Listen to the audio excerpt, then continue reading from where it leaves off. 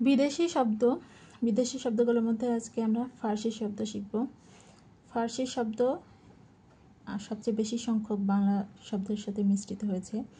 ফার্সি শব্দগুলো হলো যেমন নামাজ, পেরেশান, পোলাও, বাদশাহ, গুনাহ, দফতর, খোদা, রোজা, দরজা, দুনিয়া, কারবার, তন্দুর, বুর্জোয়া, আস্তানা, বাবেল মান্দেব, পোশাক, আইন, আবহাওয়া, মর্শিয়া, চশমা, একতারা, জঙ্গল, বরফ, মুসলমান।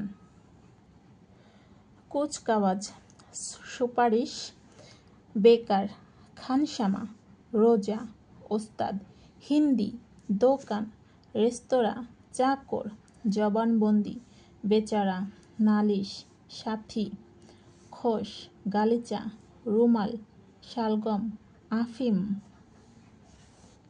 জিন্দাবাদ, দরিয়া, সিপাহী, ময়দা, হাঙ্গামা, জামদানি, চোগা, রেনেসা, ফরমান, সবুজ, দেওয়ান, কারসাজি, শহীদ, কামান, সফেদা, গোলাপ, বেহেস্ত, বিলাতি।